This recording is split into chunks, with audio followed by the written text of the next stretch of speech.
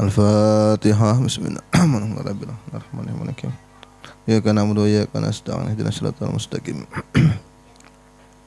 صراط الذين أنعمت عليهم غير المغضوب عليهم ولا الضالين آمين. بسم الله الرحمن الرحيم. اللهم إني اهتدت بدرب لا طوله ما شاء الله قفله لا إله إلا الله بابه محمد رسول الله صلى الله عليه وآله وسلم سقفه لا حول ولا قوة إلا بالله العلي العظيم.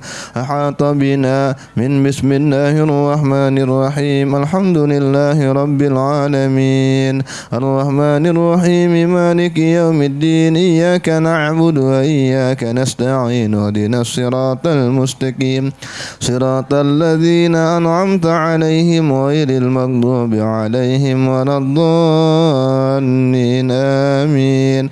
سور الله لا إله إلا هو الحي القيوم لا تأخذه سنة ولا نوم له ما في السماوات وما في الأرض من ذا الذي يشفع عنده إلا بإذنه يعلم ما بين أيديهم وما خلفهم ولا يحيطون بشيء من علمه إلا بما شاء وسع كرسيه السماوات والأرض ولا يؤوده حفظهما وهو العلي العظيم. بنا استدارا كما استدارت الملائكة بمدينة الرسول بلا خندق وناسر من كل قدر مقدر وحذر محذر ومن جميع الشرور. نترسنا بالله من عدونا وعدو الله من ساك عرش الله إلى قاع أرض الله بمئة ألف لا حول ولا قوة إلا بالله العلي العظيم. صنعته ولا تنقطع بمئة ألف لا حول ولا قوة إلا بالله العلي العظيم. عزيمته لا تنشق بمئة ألف لا حول ولا قوة إلا بالله العلي العظيم. اللهم إن أحد أرادني بسوء من الجن والإنس والوحوش وغيرهم من سائر المخلوقات من بشر أو شيطان أو سلطان أو وسواس فردد نظرهم في انتكاس وقلوبهم في وسواس وأيديهم في إفلاس وبكم من الرجل إن الرسنا في سهن يقطع ولا في جبل يطلع بمئة ألف لا حول ولا قوة إلا بالله العلي العظيم. وصلى الله على سيدنا محمد وعلى آله وصحبه وسلم. سبحان ربك رب العزة عما يصفون وسلام على المرسلين والحمد لله رب العالمين في كل لحظة أبدا عدد خلقه ورضا نفسه وزنة عرشه ومداد كلماته. اللهم صل على سيدنا محمد ودوائها وعافية الأبدان وشفائها ونور الأبصار وضيائها وعلى آله وصحبه وسلم.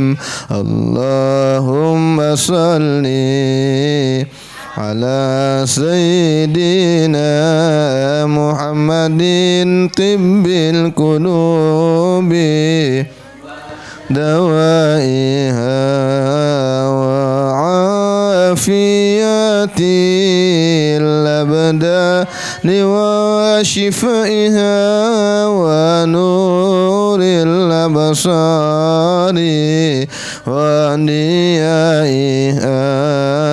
وعلى آله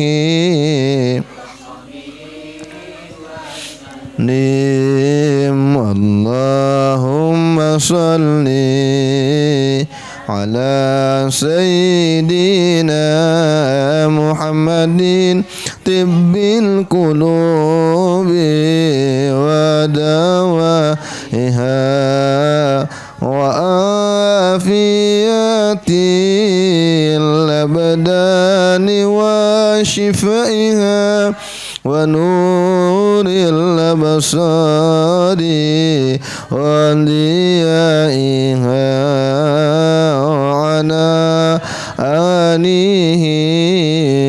sahbihi wa sallim. Astagfirullahaladzim alladzi la ilaha illa huwal hayyul qayyum wa atubu ilaihi. Al-Fatihatu ila ruhi sayyidina wa habibina Rasulullah Muhammad ibn Abdullah wa ala alihi wa sahbihi kalam azwajihi wa dzurriyyatihi wa ahli baitihi wa kullu muallimina wa li jami'il mu'minina wal mu'minat wal muslimina wal muslimat al-ahya'i minhum wal amwat wa ila ruhi sayyidina al-muhajir Ahmad bin Isa wa usulihi wa furu'ihi wa ruhi sayyidina sallallahu alaihi wa sallam muqaddam Muhammad bin Ali ba'ala wa usulihi wa furu'ihi ووصل إلى الشيخ ومربي الشيخ أحمد الشرباني الزهري البندري وسيدنا عبد الله بن عبد القادر على يدروس وسيدنا عباس بن محمد على يدروس وخصوصا إلى مؤلف هذا الكتاب التقرة السريرة للسيد الحبيب حسن بن أحمد بن محمد بن سعيد الملكب وإلى روح سيدنا الإمام قطب الإرشاد وغوث العباد والبلاد الحبيب عبد الله بن علوي الحداد وأصوله وفروع جميع سادتنا علي على أصولهم وفروعهم وإلى شيخنا إنما كانوا أن الله يغفر لهم ويرحمهم ويلي درجاتهم في الجنة وينفعنا بهم وأسرارهم وأنوارهم وعلومهم ونفحاتهم في الدين والدنيا والآخرة وعلى كل نية صالحة وعلى كل ما نبي سلف الصالح بنية القبول وتمام كل سود ومأمور إلى حضرة النبي محمد صلى الله عليه وسلم. الفاتحة. Bismillahirrahmanirrahim. Alhamdulillahirrahmanirrahim. Maliki yaumiddin. Iyyaka nasta'in wa ihdinas siratal mustaqim. Siratal ladzina an'amta 'alaihim ghairil maghdubi 'alaihim waladdallin. Amin. Bismillahirrahmanirrahim. Qala mu'allifu rahimahullahu ta'ala wa nafa'ana bihi wa bi 'ulumi fid dharain. Amin. Wa qala radhiyallahu an sujudut tilawah. Tentang sujud tilawah. Kalau minggu kemarin kita membahas tentang sujud sahwi. Sujud ketika ada perkara-perkara yang menyebabkan sujud sahwi. Udah kita bahas. Di antaranya tertinggal sunnah ab'ad. Sunnah ab'ad apa kemarin? Kunut, tertinggal tasahud awal, tertinggal. Jadi atau salawat di salawat di akhir kepada keluarga Nabi di tahiyat akhir itu kalau tertinggal maka sunnah sujud sahwi. Udah kita bahas minggu kemarin dengan segala permasalahannya. Yang kita bahas malam hari ini adalah sujud tilawah atau sujud sajadah hari Jumat biasanya. Tusannu sajdatut tilawah. Disunnahkan sujud tilawah lil qari wasami' wal mustami' wa yata'akkadu sujudu lil mustami' idza sajadal qari. Disunnahkan sujud tilawah bagi yang membaca Quran baik di dalam salat ataupun di luar salat. Wasami orang yang mendengar. Wal mustami' dan orang yang menyimak. Beda orang yang mendengar itu lewat kah kada sengaja. Ada orang baca Quran lalu membaca pas ayat sejadah. Kita tahu itu ayat sejadah dibacanya. Maka sunnah kita sujud tapi cari wadahnya dulu. Jangan langsung di jalanan. Nah yang lebih lagi dikuatkan lagi disuruh sujud adalah orang yang menyimak. Dasar bujur istilah mendengari orang ngaji, menjagakan hafalan orang. Pas orang di ayat sejadah, maka ketika qori'nya itu sujud, maka sujud juga yang mendengarkan ini. Ada berapa tempatnya di Quran? Ada banyak. Ada 14 tempat. Cuma yang kita tahu tuh biasanya 2 aja yang kita rancak. Surah Sajadah lawan akhir surah Al-Alaq. Nah itu sunnah sujud tuh. Apa aja di terakhirnya tuh? Wasjud waqtarib. Sujud tilawah. Karena bangun lagi sebentar, bagusnya menyambung ayat pang lagi baru ruku. Tapi kalau kada hendak membaca ayat lagi, berdiam dulu setemat baru ruku. Ya kalau wasjud waqtarib juz amma itu jarang pang. Kalau hari biasa jarang imam membaca Iqra bismi rabbikal ladzi khalaq itu. Tapi biasanya kalau Ramadan terbaca itu Nah kalau nya wasjud waqtarib kan itu maka di akhir surah, maka sujud tilawah. Kita hendak ruku kah sujud nih, maka tetap sunnah sujud sekali aja. Kalau sujud sahwi kan 2 kali sujudnya, naik baru berdiam sebentar baru ruku. Tapi lebih bagus lagi habis sujud sambung lagi. Apa habis Iqra bacaannya? Habis Iqra apa Al-Qadar rasanya ya habis Iqra Al-Qadar baca hanya sujud. Ada di surah surah Nahl, surat Maryam, surat A'raf dan macam-macam. Ada surah Haji, di surah Haji, surah Furqan, surah An-Naml. Pokoknya yang kita tahu biasanya ada tandanya. Kalau di Quran itu tandanya tuh ada kayak menara halus tuh nah. Kalau kita membaca Quran ada menara halus. Di ujung ayat tuh model kayak bekubah halus. Baca pasti ada karena kalimat-kalimat sujud sebelumnya tuh di ayat tuh ada kalimat sujud. Atau biasanya di pinggir Quran tuh ada catatannya. Ini sujud tilawah atau ada kayak gambar kubah menara gitu nah halus. Nah itu sujud kita di situ. Kalau nya kadang memungkinkan untuk sujud, Bang, di pasar kayak pas sujud nih di pasar. Depannya ada juga penjual yang baca Quran di pasar. Kalau di sini kan jarang, namun di Tarim rancak itu. Di Tarim itu penjualnya kan rajin baca Quran. Kalau nya kada nang nukari baca Quran wannya tuh. Jadi di sana emang negerinya para wali nah Pak. Ini emang negeri nang kayak itu. Negeri malaikat gitu. Ya, di pasarnya baca Qurannya. Kalau di sini kan jarang, cuma musia ada. Kalau nya ada kayak apa? Kalau nya kada bisa memungkinkan untuk sujud di pasar atau di jalan, kada bisa aja berhenti kita. Ini orang membaca di masjid. Maka ganti pakai tasbih 4 kali sebagai gantiannya. Subhanallah walhamdulillah wala ilaha illallah wallahu akbar 4 kali dibaca sebagai kegantian sujud. Sama ujar Nabi kan, kalau masuk masjid jangan duduk dulu sebelum sholat 2 rakaat, namanya tahiyatul masjid. Tapi kalau kita kada bisa, apakah disibukkan, apakah macam-macam, maka ganti juga dengan tasbih tadi 4 kali. Tapi kada sama Pang, yang pemain asli lawan pemain cadangan tuh beda. Iya, tetap aja yang bagus. Cuma kan daripada kada sama sekali, maka baca tasbih 4 kali. Apa syarat sujud sejadah nih? Ada 6. Pertama, antakunal qiraatu masyru'atun. Dia memang membaca Quran itu memang disyariatkan. Beda lawan orang junub. Orang junub kada boleh baca Quran. Orang junub kada boleh baca Quran kecuali surah-surah pendek kayak Fatihah. Emang amalan sidin hendak guring baca Fatihah 40 kali, ada orang nang gitu. Itu biarnya junub, biarnya haid ndak apa-apa. Setiap Jumat rajin sidin tulak yasinan. Kayak apa Bang? Haid. Kalau nya amalannya memang yasin setiap Jumat, memang baca aja. Niat mengamalkan amalan. Gitu. Tapi kalau yasin terus soalnya sebukuan Quran Bang banyak benar itu. Ini nang pendek-pendek aja. Kayak kul huwallah amalan orang baca, kada apa-apa itu. Kalau kita memang amalan rutin kada apa-apa.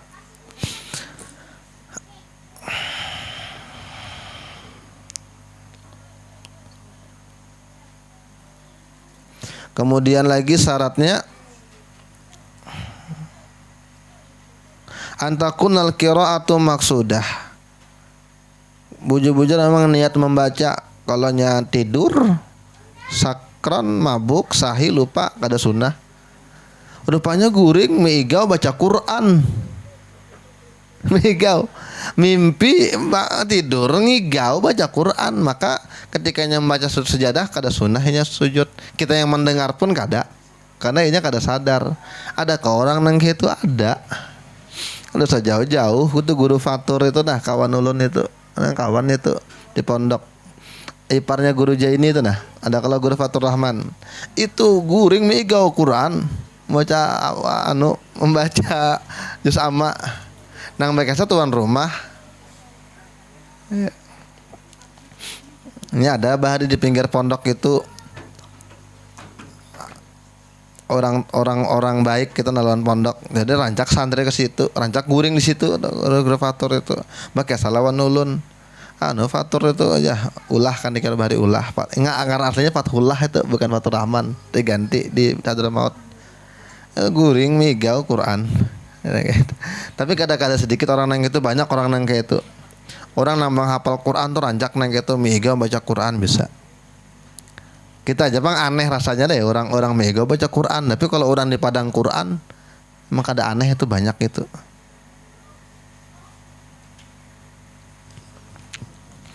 Apalagi syaratnya sujud yang membaca kodenya sebuting aja kalau kodenya banyak sana baca sini sujud bang ali benar kita jalan stumat orang baca sajadah sujud kita lagi sujud lagi satu aja dan tidak di dalam sholat jenazah kalau sholat jenazah jangan sujud ngalih itu sujud mayit gitu la alla yatul al faslu bainal qiraati wasujudi urfan dan tidak panjang pemisahnya antara dia membaca Quran dan sujud tadi. Kalau nya kada panjang kada apa-apa. Ini kita nih membaca sujud nih Quran pas sujud tilawah, pas anak nangis ke dapur, ayun dulu sujud enggak apa-apa. Tapi kalau sudah lama sejam sudah habis membaca baru sujud, enggak sunnah lagi sudah itu. Sujud tilawah. Sujud tilawah ini dalam riwayat ada ujar Nabi dalam riwayat betul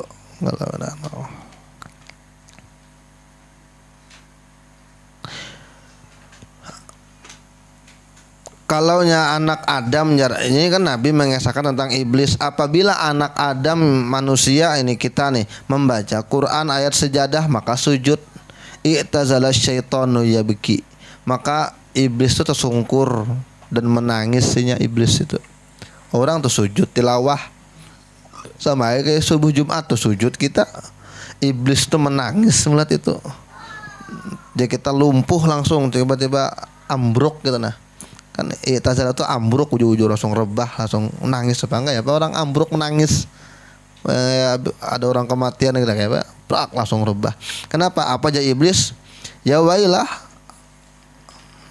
Amara ibnu Adam bisujud fa sajada falahul jannah wa umirtu bisujudi fa abaitu falyannar.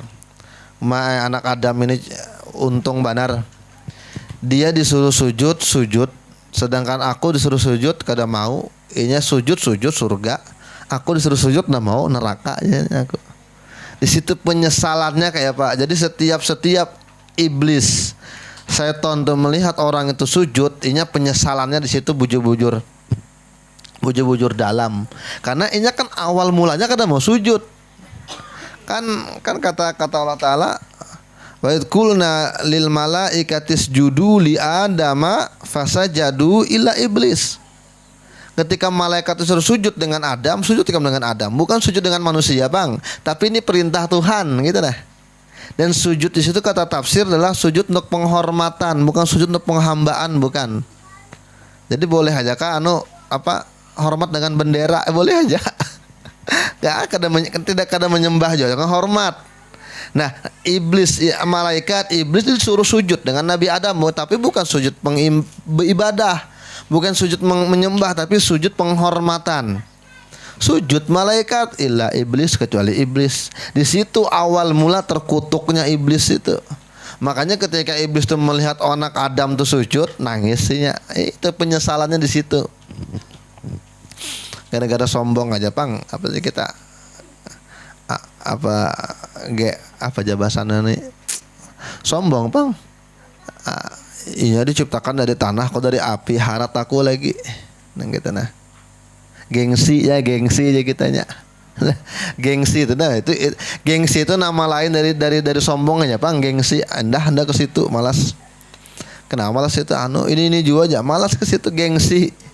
Nah gengsi itu ngaran lain dari sujud, dari sombong tuh gengsi itu. Dan kalau orang sedang sholat ditambah syaratnya 2, alla yakuna makmuman, dia tidak makmum. Kalau makmum jangan. Maksudnya kalau makmum ini sujud sorangan jangan, tapi kalau dia menjadi imam yang sujud maka wajib dia ikut sujud, wajib. Jangan bertinggal. Kalau imam nih apa nih? Imam nih sujud, kita berdiam di belakang makmum maka batal salat makmum ini. Kada mau umpati imam. Kalau nya kada tahu bang, jauh benar. Dan kayak hari Jumat subuh, karena kan ketika di hari parak-parak karena kemenangan karena nanti akan ada masanya Islam tuh berjaya. Kapan? Ketika salat subuhnya sama kayak salat Jumat banyaknya. Rupanya sujud imam.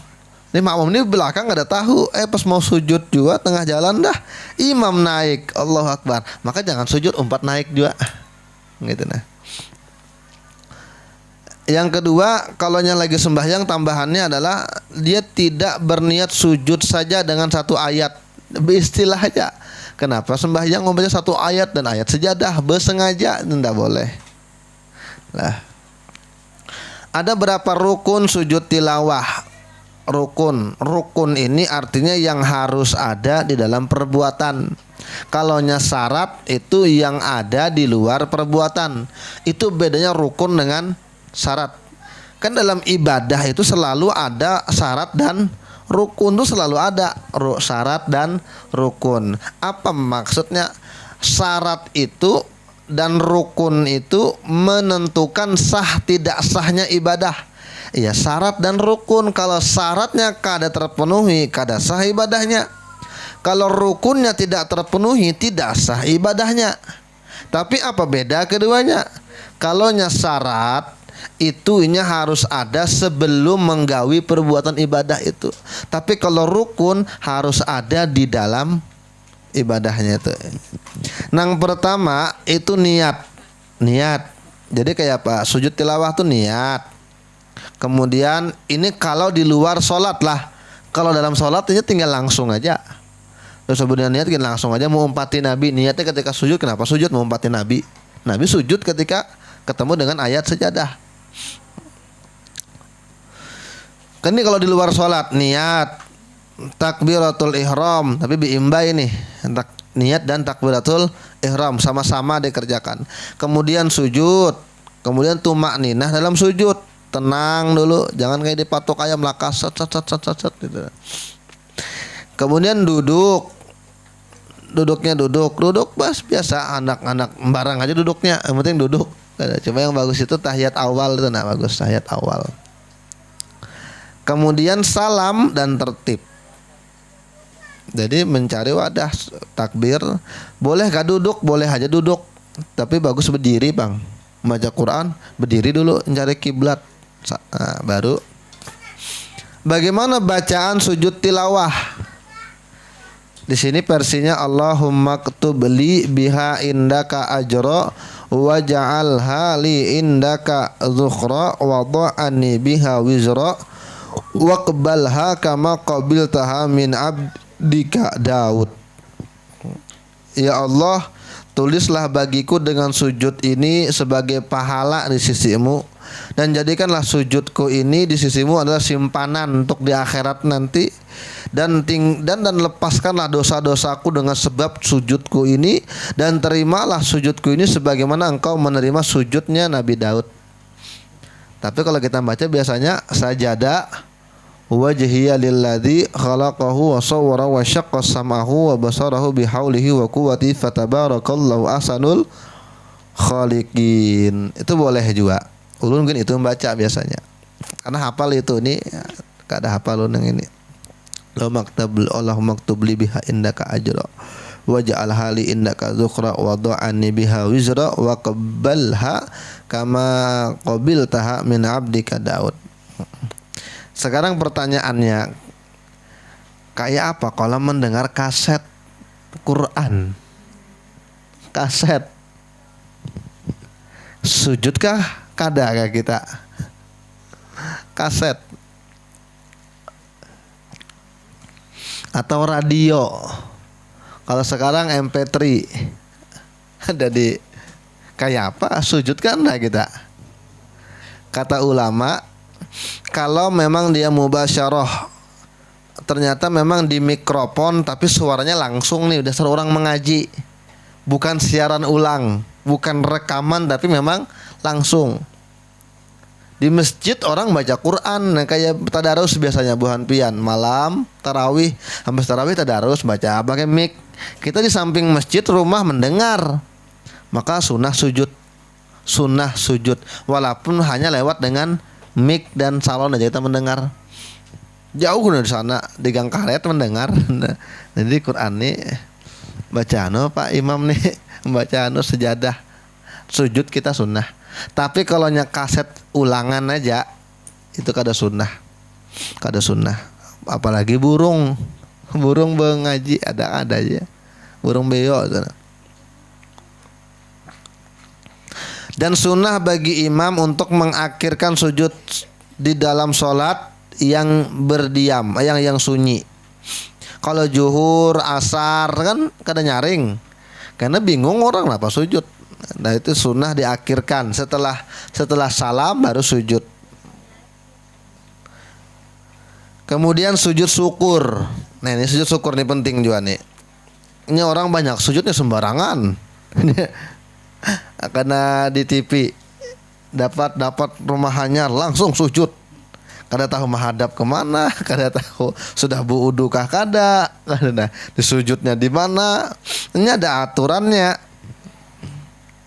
Disunahkan sujud syukur itu di luar sholat. Tusannu kharija sholah.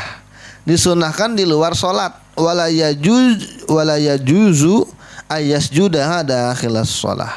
Tidak boleh sujud syukur itu di dalam sembahyang. Kalau sujud tilawah memang boleh dalam sembahyang, beda. Kayak apa caranya? Sama kayak sujud tilawah tadi, sejadah. Cari wadah dulu yang kira-kira nyaman sujud. Syaratnya sama kayak sembahyang. Berwudu, menghadap ke kiblat. Apalagi pakaian harus bersih, tempat sujud harus bersih, dahi harus terbuka. Yalah, jangan tertutup berataan. Pokoknya sama kayak syarat sembahyang. Mirip kurang lebih. Nah rukunnya sama kayak sujud tilawah tadi. Takbiratul ihram juga dengan niat langsung takbiratul ihram digandeng. Berdiri kalau bisa. Kalau duduk kenapa Bang? Berdiri. Kemudian Allahu Akbar. Diam sebentar, baru takbir lagi. Allahu Akbar, sujud. Habis sujud bacanya kemana kayak apa? Samakan aja dengan sujud tilawah. Sajada wajhiya lilladzi khalaqahu wa sawwara wa syaqqa samahu wa basarahu bihaulihi wa quwwati fatabarakallahu ahsanul khaliqin. Dah duduk tenang sebentar, salam aja lagi, bersalam. Jadi harus juga. Nah. Salam. Sama kayak sujud tilawah di sini caranya. Niat takbiratul ihram, sujud, tumakninah, duduk, salam, tertib. Sama nang itu anunya, sujud syukur itu. Dapat nikmat ya, kita kan dapat nikmat. Jadi sama, jadi jangan sembarangan. Bebaya dapat harta langsung sujud plak. Nah, tapi bagus saja Pang, masih ada tuh anunya tuh. Masih ada semangatnya. Tapi kan ketahuan antara orang berilmu lawan kada berilmu. Wah, gol, sujud. Nah, maka lutut terbuka. Kada tahu di mana arah kiblat, kada ada berwudu. Nah, ini kan. Nah, tapi kan kada apa-apalah, ada siarnya. Oh, ini orang Islam berarti, dan masih ada rasa syukurnya berarti diungkapkan, bagus. Nah, tapi apakah itu dianggap sujud syukur? Karena rukunnya kada terpenuhi, maka tidak dianggap sujud syukur. Sekalipun hatinya mungkin syukur aja hatinya. Tetapi ketika ini sujud syukur kayak di lapangan bola tuh banyak kan gitu. Bebaya gol Indonesia sujud langsung. Ini gitu. Kada apa-apa, itu kada berdosa panginya. Sujud asli itu kan gitu. Cuma karena dianggap sah. Kenapa? Karena rukunnya tidak terpenuhi. kan gitu nah. Apa sebab-sebab orang itu bisa sujud syukur? Pertama, hujumun ni'mah. Ini mendapat nikmat dadakan, sekalipun ditunggu-tunggu nikmatnya tuh. Mudahan cairan tanah, mudahan laku tanah. Tunggu-tunggu pas akhir bulan bayar orang, udah ulun transfer cilai jar. Wah, sujud aja. Tapi wudu dulu, wudu. Cari ke arah kiblat, kalau bisa berharum-harum. Ini kan bersyukur, baru sujud. Apa misalnya sih Din? Atau lahir anak, lahir anak, itu kan rezeki juga. Lahir bini melahirkan, alhamdulillah aja. Anak pian selamat ya, laki ka bini barang aja, yang penting syukur dulu. Sujud itu. Atau ketemu barang yang hilang. Hilang gak ini, tiba-tiba dihabari polisi, bapak ketemu aja, sujud, sunnah sujud. Atau sembuh dari sakit, tiba-tiba isolasi corona 14 hari, keluar rumah alhamdulillah aja sehat sudah, bangun guring, sujud sunnah itu, sembuh dari sakit. Kamu sakit pilek nih, dosa ini sakit nang kira-kira sakit bang, ujur sakit gitu dah. Lalu kalau hendak ada bapak juga, ada salah juga. Atau memang nikmatnya nikmat batiniah, bukan nikmat yang secara fisik tapi secara batin. Misalnya dapat ilmu, kada paham-paham belajar nih, bolak-balik kitab nih diulangi, kada paham-paham. Tiba-tiba duduk, tiba-tiba dapat ilham, tiba-tiba paham. Sujud bisa tuh. Bisa kita memahami kada paham-paham. Betul 3 kali guru menerangkan hanya paham, sujud aja itu sunnah. Karena ilmu itu lebih mahal daripada apapun. Nikmat yang paling mahal nikmat ilmu, itu paling mahal nikmat. Makanya kan Allah Ta'ala mengatakan di Quran, wahai Nabi Muhammad, wa qur rabbi zidni ilma. Kata Allah Ta'ala, wahai Muhammad, doalah dengan doa rabbi zidni ilma, ya Tuhanku tambahkanlah kepadaku ilmu. Nabi ini kurang apa? Nabi ini malaikat pun di bawah sidin pangkatnya. Jibril tuh sepaling mulianya makhluk di bawah Nabi pangkatnya. Tapi oleh Allah Ta'ala disuruh Nabi itu tetap berdoa minta tambah ilmu. Artinya ilmu itu bukan hanya untuk mengajari orang bang. Ketika kita sudah bisa aja, tetap minta terus ilmu itu untuk ditambah. Nabi Muhammad bukan sepaling tingginya orang berilmu, sepaling tingginya makom, sepaling mulianya makhluk. Tetap Allah Ta'ala katakan, wahai Muhammad berdoalah minta ilmu. Paling ini ilmu paling mahal ilmu itu. Makanya kan kisah ujar di Quran itu kan di Baqarah tuh ayat 30. Wa idz qala rabbuka lil malaikati inni ja'ilun fil ardi khalifah. Ingatlah ketika Tuhanmu berfirman kepada malaikat, inni ja'ilun fil ardi khalifah, aku pengen jadikan khalifah di permukaan bumi. Artinya hendak mengolah manusia. Qalu ataj'alu fiha may yufsidu fiha wa yasfikud dima wa nahnu nusabbihu bihamdika wa nuqaddisu lak. Ya Allah, Bapa pian mengolah manusia di muka bumi, inya bakal merusak aja kerjaannya. Bagusnya hutan digunduli, bakal merusak aja tuh. Bagusnya dirusakinya, dan bakal berbunuh-bunuhan aja. Berarti malaikat tahu nih. Malaikat tahu. Berarti sebelum Adam sudah ada manusia. Jadi ada penafsiran mengatakan sebelum Adam sudah ada manusia. Memang Nabi Adam manusia pertama, tapi manusia modern. Sebelumnya ada. Makanya kan kalau kita lihat ilmu pengetahuan tuh, ada kan ilmuwan menemukan fosil manusia, kerangka manusia berapa ya? Ini menyambat ini ratusan juta tahun yang lalu jar. Sedangkan Nabi Adam itu dari zaman Nabi Muhammad itu kurang lebih 4.000 tahun aja jaraknya. Makanya Nabi Muhammad ini kan punya nasab, bisa diketahui nasabnya. terus sampai ke atas, sampai ke Adnan, terus sambung ke Ismail, ke Ibrahim. Dan artinya bisa dihitung. Artinya jarak Nabi Muhammad dengan Nabi Adam itu ada yang mengatakan kada sampai 4.000 tahun. Kada sampai 4.000 tahun sebelum Masehi. Dan sedangkan kata ilmuwan ini apa, fosil manusia ini udah ratusan juta tahun, berarti sudah ada berarti. Tapi bukan manusianya, ujar orang ilmuwan apa namanya, Homo sapien apa Pak? Homo sapien nggak apa? Pokoknya ada lah istilahnya orang ilmiah itu. Cuma yang jelas kada di situ, tapi yang jelas kita ini membicarakan ilmu ini yang paling mahal, harta. Lalu kata Allah Ta'ala, kan protes nih malaikat nih, Bapak ulun Pak, kami Pang sudah aja ya Allah membetasbih dengan pian, mensucikan dengan pian, cukup aja kami aja.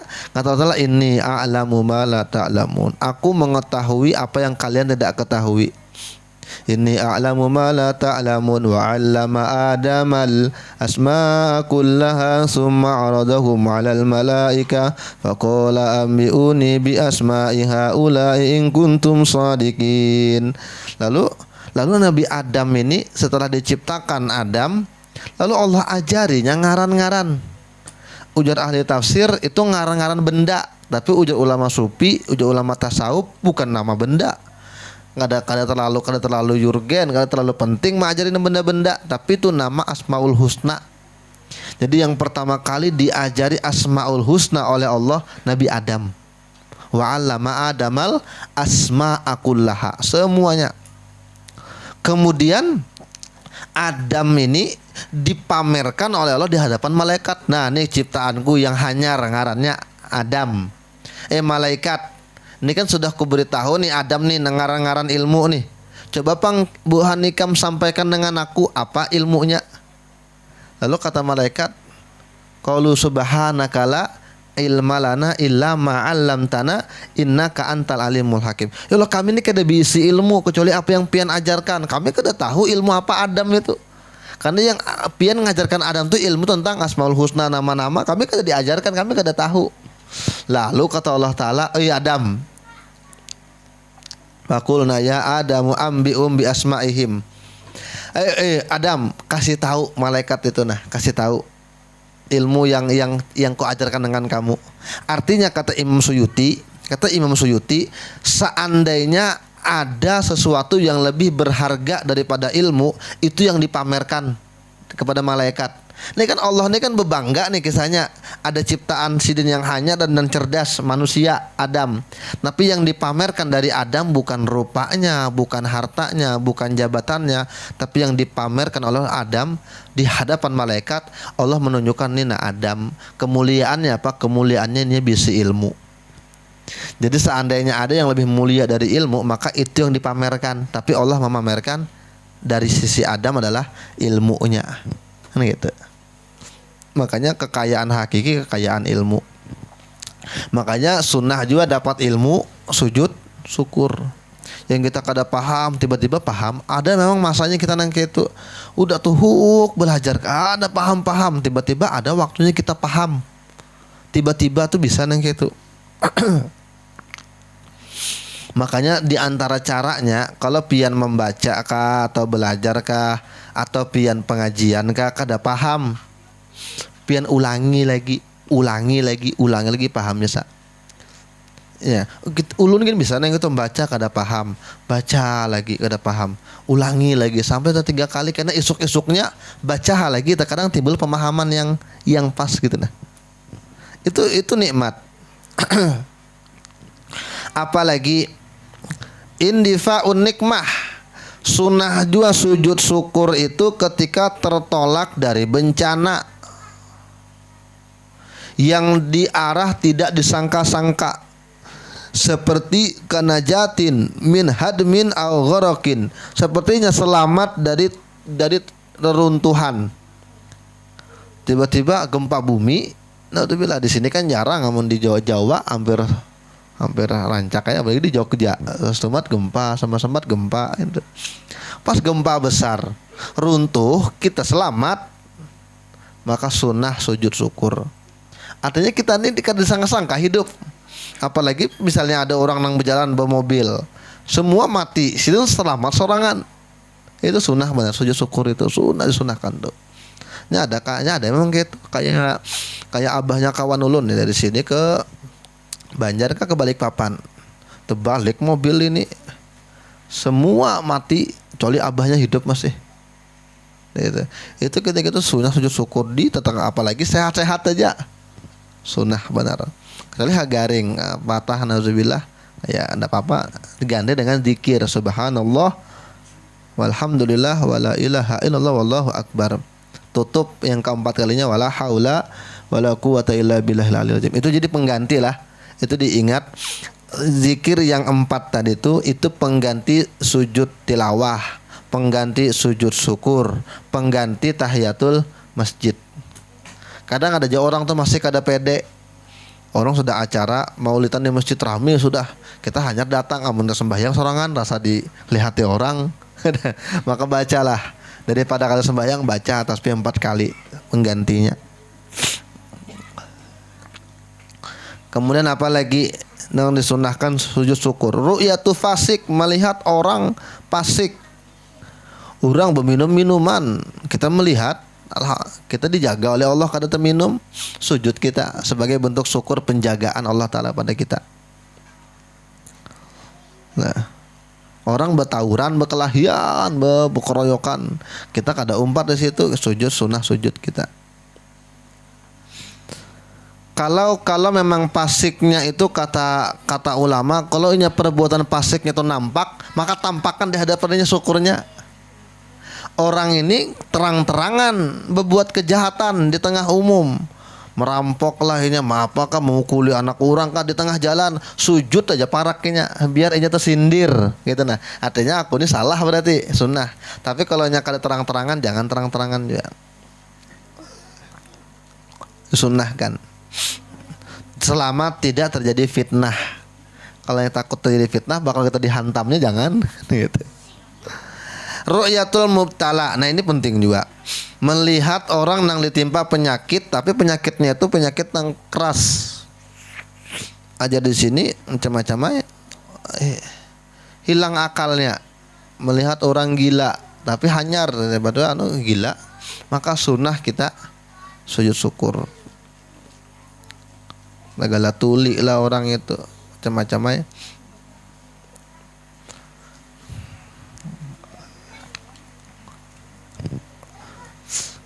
Karena kita sambung lagi tentang sholat sunnah lagi, habis dah babnya. Jadi malam ini 2 aja. Malam ini tentang sujud tilawah dengan sujud syukur. Jadi yang perlu kita ingati, sujud tilawah itu sekali aja, dan sunnah sekalipun hanya mendengar lewat mikrofon.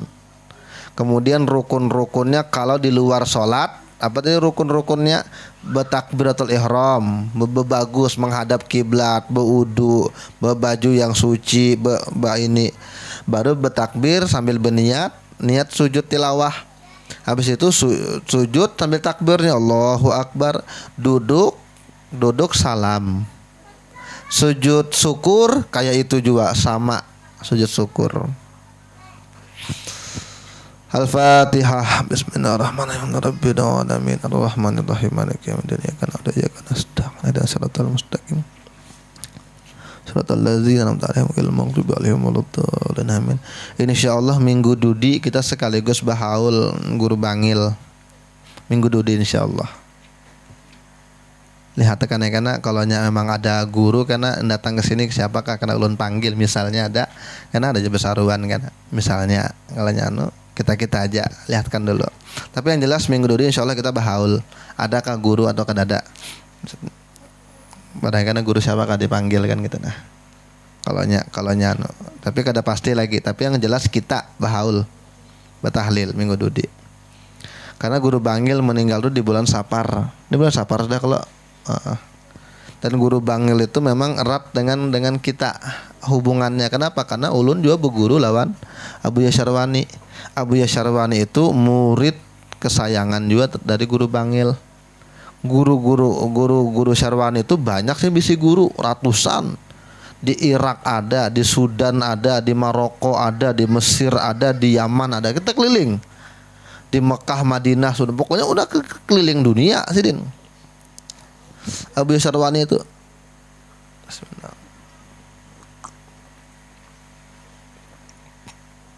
Sampai-sampai Abu Syarwani itu orang belum sampai ke makam Bukhari lagi, ngalihnya lagi perang sini, sampailah berjarah ke sana. Iya. Jadi mendengar kisah Sidin itu luar biasa. Ujar Sidin, berkisah lawan abahnya Pakih. Akunya Sidin tulak itu nekat aja, duit itu seadanya. Pesawat itu rupanya dari Indonesia ke Yaman. Di Yaman habis duit. Jadi aku tinggal di Yaman sekaligus belajar. Dari Yaman ke Mekah nebeng-nebeng aja. Karena ada orang kesana tulak umpat lah. Di mana disinggahkan mampir. Tapi Sidin suara harat. Jadi kan mampir di masjid, ketujuh orang suruh guring di masjid, dimakani orang, diam belajar di situ sambil dengan tuan-tuan guru di situ. Sampai ujungnya sampai ke Mekah. Ambah di Mekah baru ketemu dengan Said Amin Qutbi. Said Amin Qutbi itu yang memberi Sidin duit. Dan duit itu banyak. Ulun mendengar langsung dari Buya Syarwani, Sidin diberi duit. Ujar Sidin, kalau hari ini Sidin itu waktu 2000 berapa? 2008 atau 2007. Itu sekitar 30 jutaan Sidin. Kalau duit hari ini itu di tahun 2007 2008. Amun kita wah ini mungkin udah hampir 100 jutaan. Dibari lawan saya Amin Qutbi duit. Dari duit yang 100 juta saya keliling dunia mencari ilmu, minta barokah ke Mesir, ke Yaman, sudahnya ke Iran, ke Irak, kemudian lagi ke Syria, sampai ke Damaskus Syria sampai. Itu yang menara di Al-Banjari itu Sidin mengambil ngarannya dari Syria sana. Jadi ngaran pondok itu masjidnya ada apa ngarannya? Itu diambil dari ngaran masjid di Syria. Sidin pernah ke sana sampai ke Maroko keliling, tapi tetap guru murabbi Sidin guru Bangil. Guru utama tetap guru Bangil. Lah, bekawan akrab lawan guru Handil, guru Safwan Handil. Nah, lawan abah guru kan lawan guru Bangil juga. Makanya insyaallah kita minggu depan mahaul guru Bangil.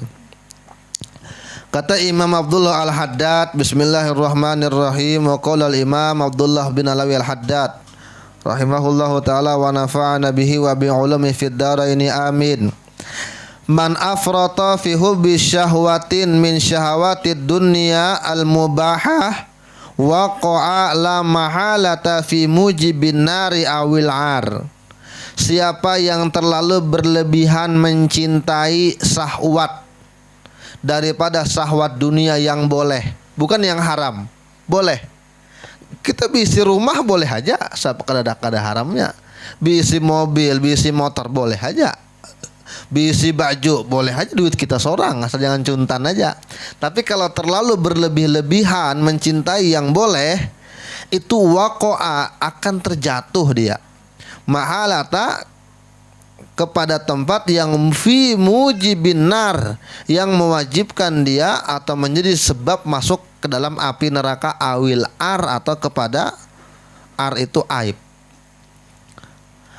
Dunia itu Jasidin kalau terlalu cinta dengan duniawi sekalipun itu hal-hal yang boleh, apalagi yang haram. Ini hal yang boleh aja, mencintai rumah, mencintai kendaraan, mencintai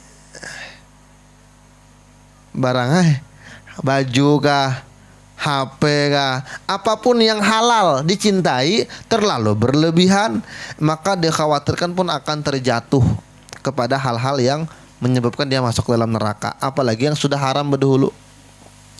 Makanya orang-orang soleh itu seadanya aja biasanya, mengambil seadanya. Makanya ada hadis riwayat Imam Bukhari, man rota haulal hima yushiku ayu qi'ahu. Barang siapa yang selalu bermain-main, berputar-putar di pinggir sumur, maka dikhawatirkan dia akan terjatuh ke dalam itu sumur. Siapa yang ketujuh ketujuh mana mengoleksi sih dan ketujuh melihat online orang melihat jualan lihat akhirnya tukar kemana kan ke pasar malam bapak ke pasar malam boleh lihat aja lihat tapi bawa itu 100 kalau pindah ada yang hendak niatnya boleh lihat aja lihat ujung-ujungnya tukar tuh enak gitu. Padahal kan boleh aja, cuma gugur. Ini mencintai dunia tuh boleh aja, asal jangan yang haram. Ini syahwat yang mubah, tapi kalau terlalu mencintai, dikhawatirkan akan gugur ke dalam penyebab neraka. Takhasamal ajzu wal irman ayyuhuma adarru ala sahibi.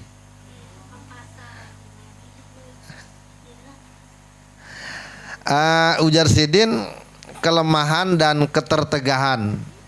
Lemah dan terhalang itu berdua berkelahi yang mana yang lebih merusak dengan pemiliknya.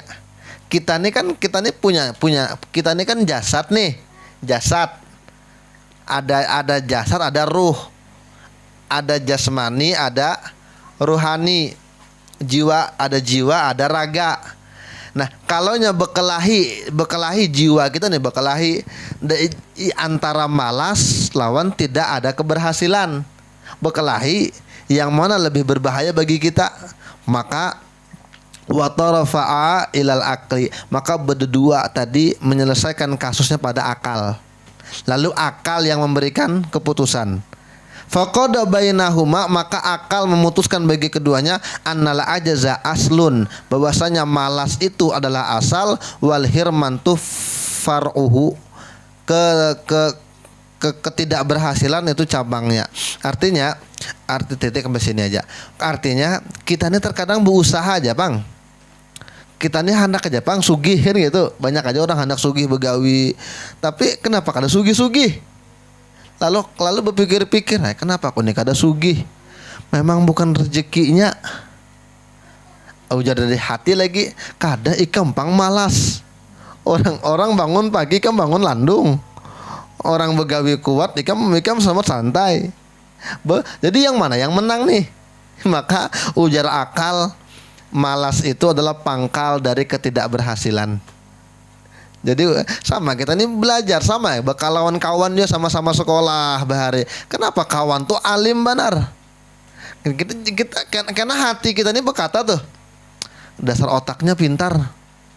Ngalihai kita otak orang encer, kita kada. Orang dasar pintar. Karena kita pada lagi hati kita kada paling kurang usaha benar ay. Ya, nah ini yang lebih berbahaya yang mana? Lalu akal mengatakan, kata akal, yang menjadi penyebab utama adalah malas, lemah. Karena malas, karena lemah, itulah yang menyebabkan tidak ada keberhasilan. Lah, kita ini sama-sama aja, Bang. Kita ini berataan, mudah-mudahan ya kita ini sukses berataan. Artinya suksesnya manusia itu bukan diukur dari harta duniawi, tapi ketika inya mati, itu bagi raport. Kita ini kan kalau ujian orang kan, kalaunya ujian itu kan uji sekolah dulu baru diuji. Kalau kita hidup ini dibalik, kita ini ujian terus, ujian. Makanya kan ya Allah, alladzi khalaqal mauta wal hayata liyabluwakum ayyukum ahsanu amala. Allah yang menciptakan kematian dan kehidupan. Untuk apa diciptakan? Untuk menguji kalian, siapa yang bagus amalnya. Di ujian kita hidup nih. Apabila mati, bagi rapot. Ketika nilainya tinggi, sukses itu. Nah, jadi kalau kita kenapa kita ini kada sukses? Orang bisa aja ibadah tengah malam, kita kada bisa ibadah tengah malam, subuh gini aja kesiangan misalnya. Jangan salahkan ya. Ini nyaman ya sidin tuh guring kada nyenyak, kada kita yang koler kan gitu nah. Jadi kalau anak mencela diri sendiri ini. Ma min tawiyatin illa wa fiha khafiyah. Tidak ada dalam hati seorang manusia pun kecuali ada yang tersembunyi. Hati ini kan lebih luas daripada lisan. Makanya saking luasnya hati, terkadang lisan tidak mampu berkata-kata. Lalu lisan ujung-ujungnya menyerah. Kata lisan ngalih diungkapkan dengan kata-kata. Kita ajak mendengar gitu kan. ngalih diungkapkan dengan kata-kata. Terlalu sedih karena bisa diungkapkan, terlalu bahagia karena bisa diungkapkan. Manusia itu lisannya terbatas tapi hatinya kada terbatas. Nah, setiap orang punya hati, pasti ada yang dia sembunyikan di hati. Dan hati itu punya dua potensi baik dan potensi buruk. Itu manusia yang gitu. Makanya kata Quran, apa kata Quran? Wa nafsi wa ma sawwaha, demi jiwa dan penyempurnaan jiwa. Fa'alhamaha fujuraha wa taqwaha. Kami ilhamkan kepada jiwa itu fujuraha, jalan keburukan, wa taqwaha, dan jalan ketakwaan. Jadi manusia itu punya dua potensi baik dan buruk hatinya. Memangnya belum bergerak lagi badannya, tapi hatinya sudah ada tuh.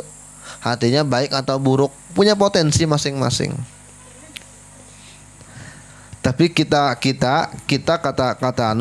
kata hadis, kata Nabi, kita hanya boleh menghukumi yang zohir aja. Orang itu memang mungkin niatnya kada baik, tapi kita kada boleh sangka buruk. Kita hanya nahnu nahkumu bizzawahir, kita hanya bisa menghukumi yang tampak aja.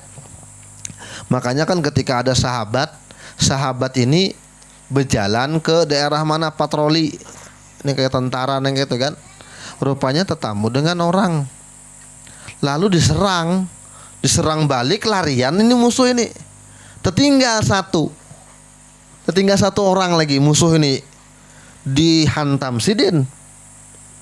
Pas hendak dihantam itu langsung, aku bersahadat asyhadu alla ilaha illallah wa anna muhammadar rasulullah.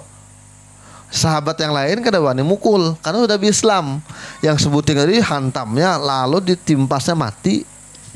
Lalu kasusnya dibawa ke Nabi. Ikam kenapa membunuh ya Nabi? Nabi ini bagasa.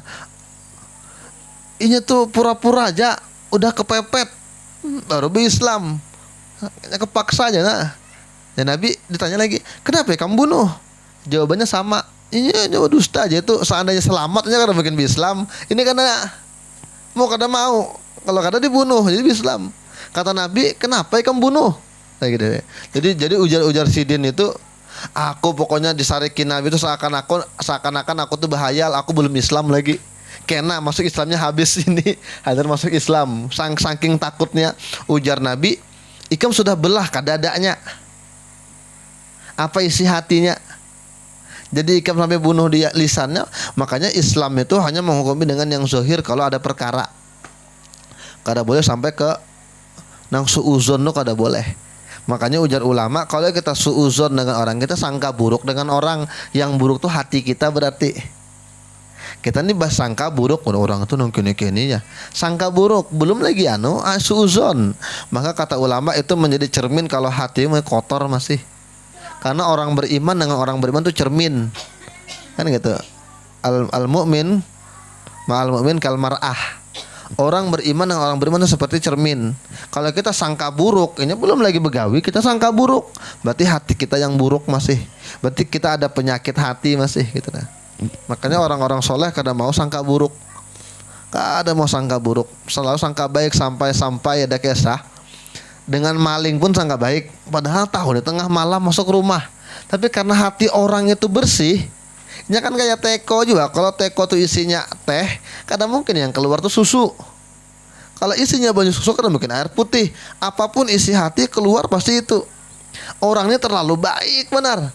Maling masuk, tapi namanya maling masuk, tapi tapi begamis.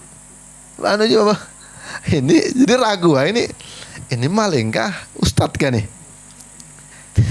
Tapi sangka baik, orang ini hatinya bersih, ini ustadz nih ya, ustadz. Lalu dipanggil padahal masuk ke warungnya nih, ujarnya, nah kebetulan pian datang guru aja, anak ulun lagi garing, tolong bang anukan banyu nah tiupakan. Padahal maling nih, cuma ini sangka baik dan ini kadang menyangka kalau itu maling. Lalu asa supanai maling ini kepergok, ketangkap. Daripada sudah bacainya apakah dibacanya sembarangan? Anaknya sembuh.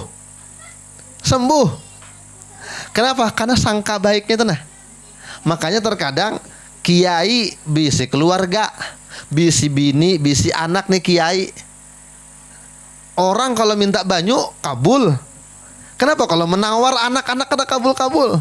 Anak garing laki, abah nama abah nih kiai, abah ustad, kada atau bini garing baca nih ke bacai dah minum dah. Kada sembuh-sembuh. Kenapa? Karena kurang sangka baik itu nah.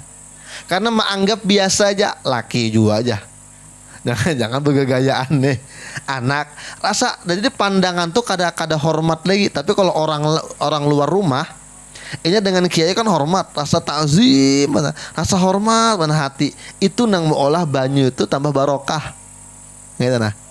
Jadi jangan heran kenapa ada kiai menawar anaknya, nyuwuk anaknya kada sembuh-sembuh. Kalau orang lain sembuh, keyakinan orang itu nang berpengaruh. Husnuzonnya orang itu nah. Lalu kisah tadi nih kembali. Lalu sembuh anaknya nih, dalam maling nih. Mbaknya sembuh, lalu bekesah-kesah lawan tetangga. Mungkin kan bekesahan di mana pian tinggal di situ gitu. Lalu, ada anakku garing itu yang menawar sembuh. Lalu orang kampung tuh kalau sakit kesidin lalu maling. Lalu maling ini karena inya merasa dihormati orang supan. Aku nih dimintai banyu terus. Karena disuruh baca doa. Mau kada mau mah hafali doa. Karena aku disuruh khutbah nih. Karena orang menganggap aku orang alim. Mau belah. Akhirnya alim bujuran. Ampih jadi maling jadi orang alim. Kenapa? Sangka baik. Makanya sangka baik itu dia memberikan manfaat dua belah pihak. Kita nang sangka baik dapat manfaat, orang nang disangka baik dapat manfaat juga. Ya. Kada usah jauh-jauh, anak pesantren itu orang kampung lebih rancak berhasil daripada orang kota. Itu kayak itu. Ulun perhatikan gitu. Kenapa maka karena kawan-kawan yang sekolah di orang kampung nih ke pesantren rancak berhasil. Nang orang-orang kota, kenapa? Karena sangka orang kampung itu baik benar. Setiap ada anak ke pesantren, karena kan menjadi imam, jadi ini, jadi beban nih ya. Di pondok itu ada beban moral. Makanya kalau pian anak masuk pesantren, pian yang membebaninya. Ikan karena kalau kita bahaul, ikan baca doa. Karena di sana ya berpikir tuh, aku kalau nyabulik ini pasti disuruh baca doa. Mau kada mau mahapali. Karena kita lagi yang di masjid, ikan pesantren di mana di sini. Karena karena bakal penerusnya di khutbah, karena imam, karena bakal bebannya sana bisa. Sangka baik kita gitu nah. Tapi orang-orang kota jarang nyacuh kan. Ikan kehidupan kota aku ikam. Jadinya belajar tuh semaunya aja. Rancak kita perhatikan yang gitu. Ini kisah dulu ada Habib di Hadramaut. Dia muridnya Habib Umar. Jadi jadi guru kami itu bahari ya. Wah ini penceramah di mana-mana alim. Itu bahari dikena sanksi terus. Setiap ada pemanggilan nama sanksi kena ini dipukul terus, dibanguni lawan kena guring lagi depan WC di mana-mana kah. Bukan abahku juga ajarnya. Bertahun-tahun di Hadramaut kada alim-alim Habib ini orang Jawa Timur. Kada ulun kata orang ya. Abah itu dikirim video dari kampung. Abahnya memang ulama ganal di kampung. Dikirimi video. Nah, orang kampung menunggu pian lagi menggantikan, maka abah meninggal sudah. Pian lagi nih bakal menggantikan majelis abah. Lalu di Hadramaut ini goyang hatinya. Aku di sini kada pernah sembahyang nangan berjamaah ini di hukum terus. Kalau Jumat lagi bulik bakal mengisi pengajian. Lalu berhimat di waktu sisa itu nah. Akhirnya bulik jadi orang alim. Dan waktu yang setumat itu dibalas. Berhimat akhirnya bisanya. Jadi husnuzon itu manfaat dengan pelaku dan orang yang di husnuzon itu. Nah hati orang yang kita kada tahu. Kita hanya bisa menghukumi yang zahir aja. Idza saluhatil maqasid lam yakhibil qasid. Kalau niatnya betul-betul bagus, maka tidak akan rusak tujuannya. Kalau orang itu punya niat yang bagus, maka perbuatannya pasti bagus. Orang berniat hendak bangun rumah, Berniat hendak nukar motor. Niat hati. Kalau nya bujur-bujur hendak nukar motor, hendak nukar rumah, bujur-bujur serius tebangun. Makanya aja kalau kisah Haji Sulam gah naik haji dari tabungan nang recehan, akhirnya tertulaknya karena niatnya baik. Makanya Jai Muhaddad, kalau tujuan itu bagus maka tidak akan hasil tidak akan mengingkari hasil itu. Nah, iza saluhatil maqasid lam yakhibil qasid. Kalau tujuannya tuh bagus, maka yang pelakunya pasti bagus juga. Ya, jadi kalau ada orang pada aku nih cinta lawan ulama, aku ini hendak masuk surga, tapi gawiannya masih kada karuan, berarti niatnya belum baik lagi. Ini kalau niatnya itu tujuannya bagus, maka akan bagus anunya nang menggawi itu. Makanya kan dipandang orang, niat itu lebih baik daripada gawian niat itu. Nah, makanya berniat aja nang baik-baik tapi dengan serius gitu. Nah, maka insya Allah kalau kada kabul di akhirat dikabulkan. Sampai kita belajar nih bersama, udah membaca kitab. Dalam kitab itu dijelaskan ada ulama nang pada seorang wali min auliyaillah. Kalau nya belajar nih, sudah juga belajar, belum alim lagi, belajar tulak pengajian sana sini, mengaji sana sini, pesantren sana sini. Kada juga alim masih belajar, pak mati sampai dikubur, karena Allah akan kirimkan karena pengajar yang sampai karena ini ketika di hari kiamat bangkit dikatakan sebagai orang alim. Makanya guru kami itu pesan, pokoknya kita seumur hidup berniat untuk nuntut ilmu. Seumur hidup berniat untuk nuntut ilmu. Gitu nah. Kalau yang mati bisa bilillah. Pokoknya ulun setiap minggu pengajian atau setiap hari ini ke situ. Pokoknya niatkan terus untuk belajar seumur hidup. Ketika mati bisa bilillah. Karena mati dalam keadaan menuntut ilmu. Kalau yang mati belum alim juga, Allah yang akan kasih alim di alam kubur. Ketika dibangkitkan di hari kiamat, ini bangkit sebagai seorang yang alim, ya ulama.